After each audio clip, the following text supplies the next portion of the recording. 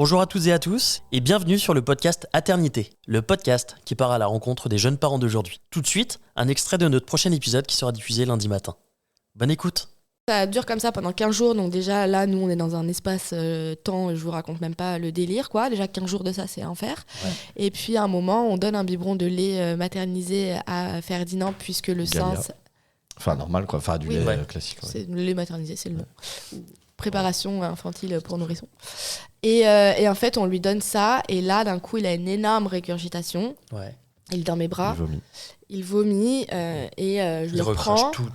Il recrache tout, je le prends et en fait là il est inerte, il bouge plus. Oh et moi, ça c'est un peu, moi je suis normalement assez chill, je m'inquiète pas trop, machin, mais et donc du coup j'étais là, bon qu'est-ce qui se passe, je comprends pas, réveille-toi Ferdinand et tout. Constantin a eu le bon réflexe que moi j'ai pas eu, d'appeler tout de suite le SAMU. Et moi j'étais là, mais pourquoi t'appelles le SAMU, tout va bien, etc. Il me disait non, regarde il bouge pas, il est bleu, là ça va pas du tout. Et en fait, ça a duré 20 minutes. Ouais. 25 minutes. 25 minutes. Alors qu'on habitait juste à côté de la caserne des pompiers de Porte de Champéret. Ouais. Limite, vous auriez mieux fait de descendre, quoi. Ah oui, mais en fait, moi, j'étais pas en état de descendre. Panique à bord, et moi, je me rappelle très bien, il me disait, mais est-ce qu'il est vraiment violet ? Est-ce que ses pieds... Et je disais, en fait, il bouge plus là, ça fait du... Vous voulez que je vous J'ai rappelé 5 fois les pompiers et le SAMU en panique totale. Ouais. Finalement, ils arrivent. Je l'avais dans les bras. Ils l'ont quand même mis en PLS. Mort, quoi. Ouais. À mort. Il réagissait plus, il y avait plus rien. J'essayais de l'écouter sa respiration, je l'entendais pas. Ouais. Et en fait, je me souviens à un moment, j'avais envie de le secouer. Alors juste quand même, on le dit parce que c'est important. Donc le malaise du nourrisson, c'est justement ça qui est très impressionnant. C'est bénin, il faut le dire.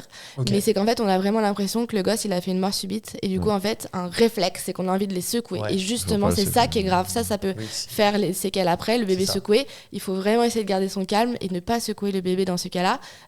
Et de limite le poser, en fait, pour être sûr. Parce que vraiment, moi, heureusement que j'ai quand même été assez calme là-dedans, mais en fait ça a créé des traumatismes après très très forts chez moi. J'ai vraiment cru qu'il était dead, ils l'ont mis en PLS, enfin on l'a mis en PLS, ils l'ont tripoté au niveau des pieds, enfin je sais pas exactement, ils appuyaient sur des points sous les pieds quoi. Pour essayer de le stimuler. Voilà, pour le stimuler au maximum, 1 fois, 2 fois, 10 fois, ils lui ont mis pas un masque, mais un espèce d'équivalent, je sais plus ce que c'était. Ça doit être et petit à petit, c'est horrible. Franchement, moi, c'est le pire truc qui me soit arrivé. Je le souhaite même pas personne. Et petit à petit, il s'est remis à revomir, etc., comme un noyé, en fait. Ouais. Et petit à petit, à force, Donc, il a repris une réaction au lait. Ouais.